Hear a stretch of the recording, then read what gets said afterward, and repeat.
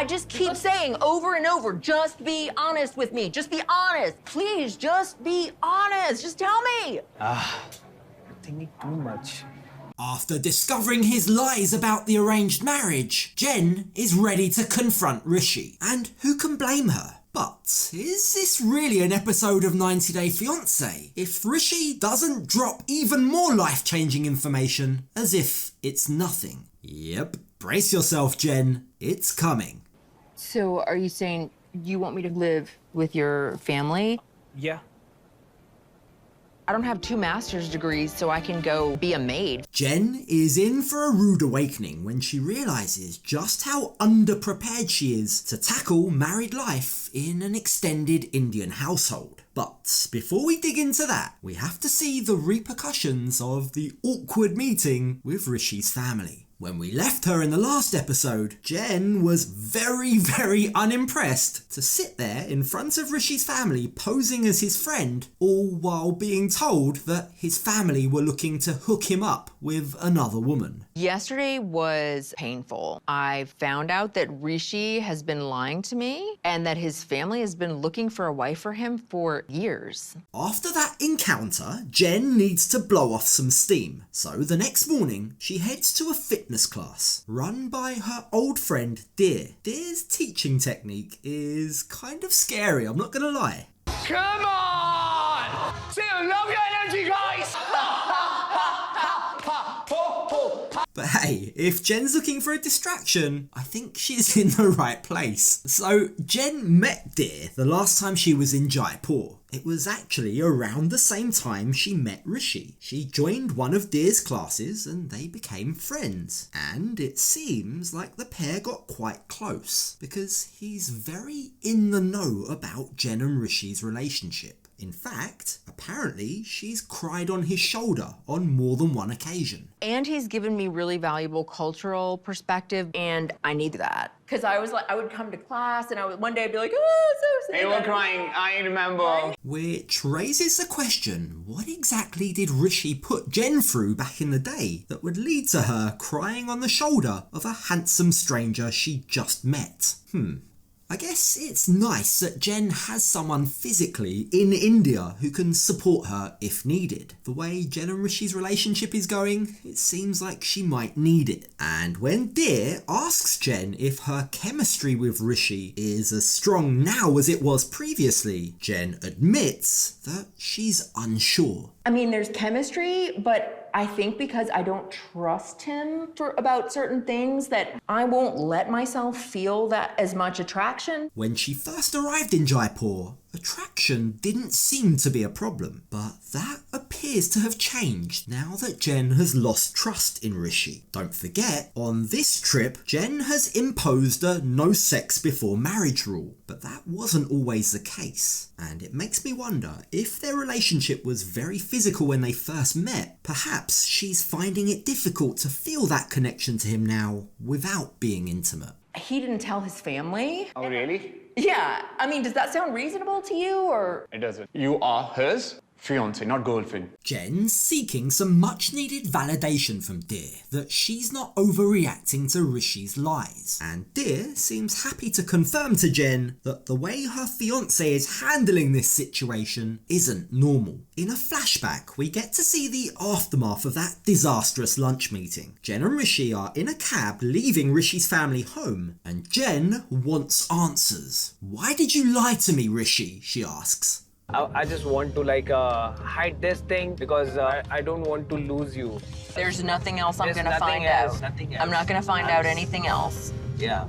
It's tough because Jen, if she wants to marry this guy, really only has one option. She has to accept his excuse. Like, what other option does she have here? Either take him at his word and accept it, or come to the stark realization that she's just moved across the world for nothing. And I don't get the impression she's ready to confront that second option yet. But the truth is, Rishi's actions have really hurt Jen, and it's interesting how she can't help but compare his love to the love that her brother has for his wife, which leads her to realise something is severely lacking. I think about my brother, and I'm like, he would kick a door down for his wife. But I'm like, is that just like an American thing? But I also, like, I don't want to be the one to push him to it. Jen is such a romantic at heart. She just wants a man who'll do all of these big gestures for her. But the truth is, she's with a man who can't even be honest with her, or honest about her, to his own family. And when she questions whether it's just an American thing for a man to act passionately about his wife, it seems like she's just desperately trying to find excuses for Rishi or convince herself that she's asking for too much. Deer assumes the role of psychologist here. He's trying to get to the bottom of what's causing Jen's real anxiety. He asks the right questions. Afraid he won't tell his family, or you're afraid he won't get married to you? Like,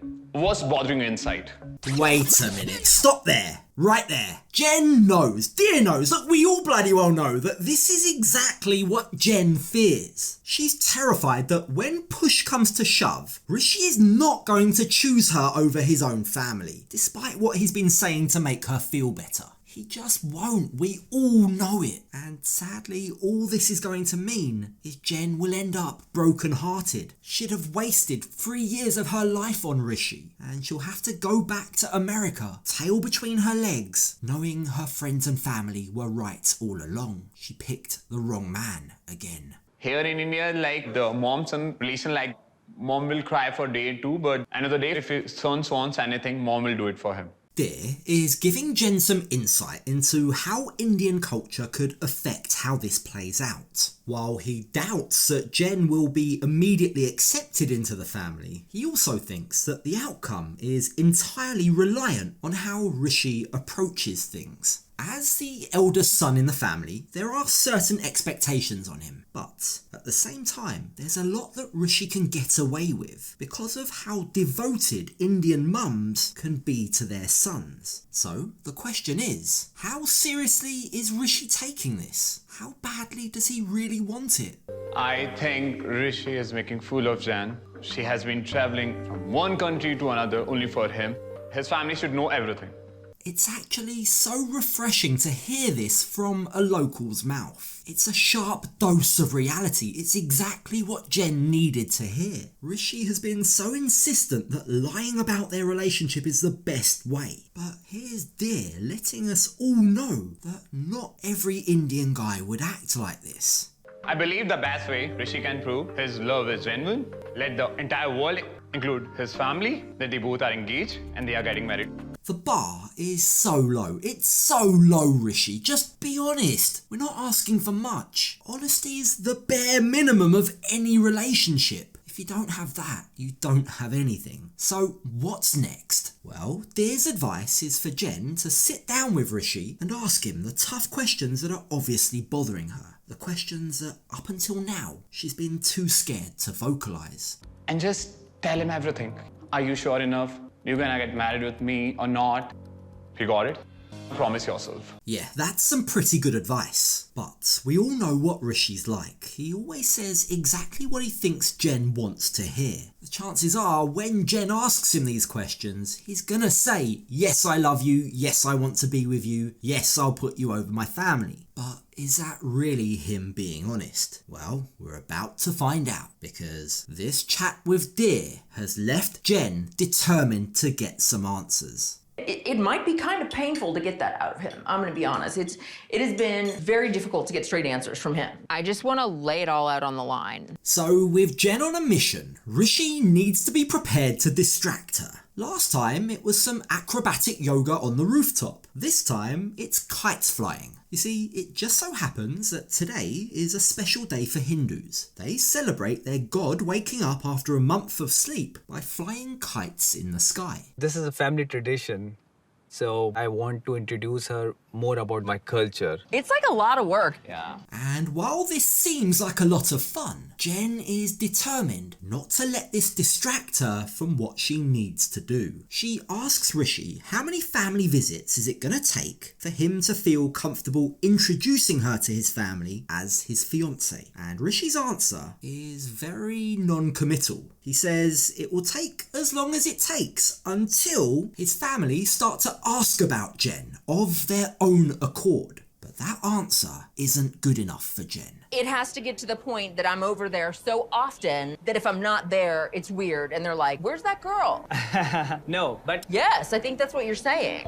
Yeah, that sounds like exactly what Rishi was saying, but he doesn't like how strange it sounds coming from Jen's mouth. It's really clear that Rishi hasn't actually thought any of this through. He's just making up the rules as he goes along. And sure, while it's unnavigated territory for him, if he can't give Jen some real answers soon, he's going to lose her. That's the truth. Jen feels guilty. She doesn't like the fact that she's having to lie to and deceive Rishi's family. But, interestingly, Rishi has no issues with how things went during that meeting. so for me it went well and it came out very nicely. It didn't work out nicely for me. Isn't it funny that Rishi's been so busy patting himself on the back for how successful he thinks that first meeting went, that he hasn't really even noticed how upset Jen is with all of his lies. His blinkered vision is starting to really get to Jen. All she's ever said to him was, be honest with me, but he just can't seem to do it, and he can't seem to grasp how big of an issue this is for Jen. I just keep saying over and over, just be honest with me. Just be honest. Please, just be honest. Just tell me. Thinking too much.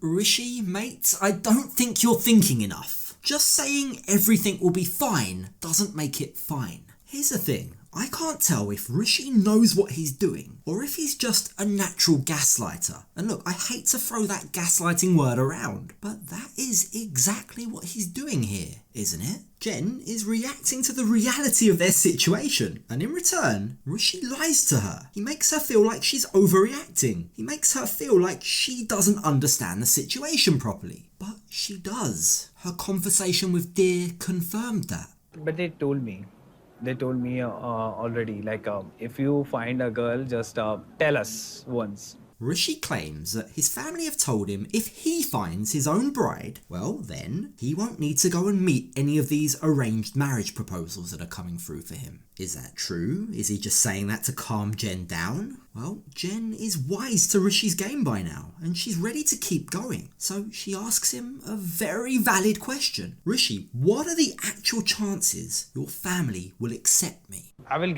give them a choice, like either you go with her or I will not marry with anyone. So I'm not satisfied with that. Oh, come on. Rishi doesn't even have the guts to tell his family about his engagement. What makes him think he'll be brave enough to give them an ultimatum like that in the future? Sorry, I just don't believe it. So far, Jen's asked him a number of questions, and Rishi hasn't been able to give a real solid answer to any of them. He's just constantly pacifying her. He's telling her, it'll be okay, stop worrying. He says he'll do all of these brave things and stand up for her when the time comes. But when will that time come, Rishi? Because Jen seems like she's done with hearing about all of these hypothetical scenarios.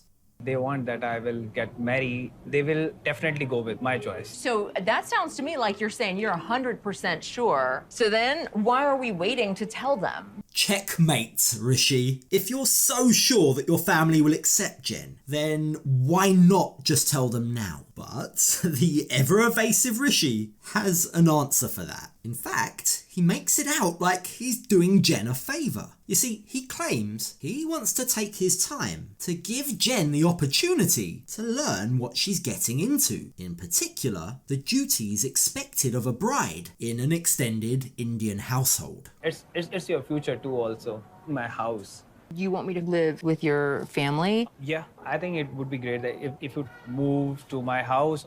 It's classic Rishi. He drops some huge news on Jen and successfully derails her thought process. He tells Jen that he wants her to move into his family home after they get married. And we've already been told earlier in this season that this is what Rishi's family expects too. In fact, they've been pretty clear. They're looking forward to having someone take over the household chores, as is common for a woman marrying into the family. मैं भी कहाँ तक करती रहूँ काम क्योंकि mummy ने आज करते करते इतना टाइम हो गया मेरी भी उम्र हो गई है भाई करनी तो है ही The idea of living in a joint family, for me, I feel like that's going to be an issue. Go for it, have experience, and then you make the decision.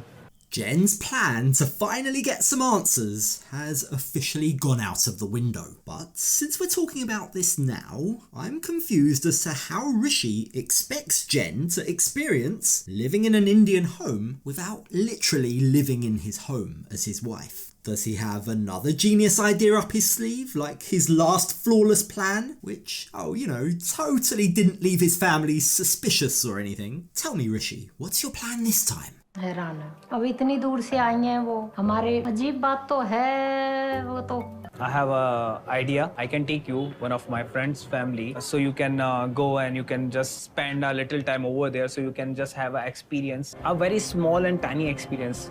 Okay. Oh my gosh, this sounds like a sketch for SNL or something. He wants Jen to play housewife to one of his friends in their family home so that she can practice being his wife in his family home. Am I following this correctly? It's absurd, and this whole conversation is making me realise that yet again, Rishi hasn't been honest with Jen about the expectations that will be placed on her as a daughter-in-law marrying into an Indian family. And now she's about to find out.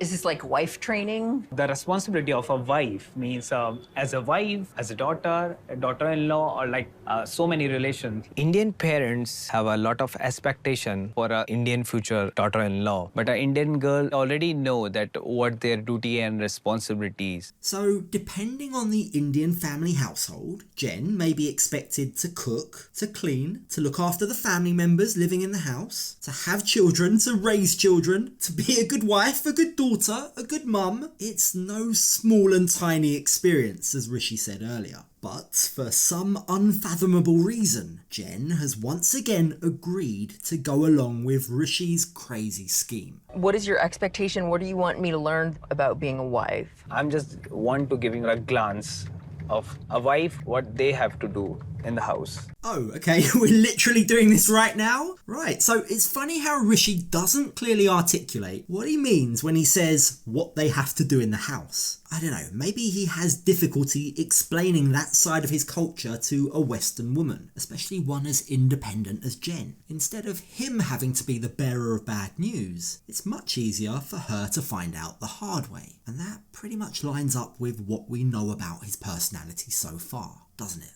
फिर हमने देखा कि मतलब मैंने आपको इसलिए बात करी कि मैं चाहता था कि भाभी कैसे क्या करती है काम वाम सारा तो अपने मतलब इंडियन कल्चर के लिए regarding Rishi has brought Jen to his friend's house so that she can watch and learn from his wife. While this is all fun and games, and let's be honest, this is all probably being done to make for entertaining TV, it's baffling that Rishi and Jen have waited this long to even talk about what married life will look like for them. And the lady that Jen's going to be learning from, Sita, has a very mischievous look on her face. She knows she's about to put Jen to work, and something tells me Jen isn't going to like it.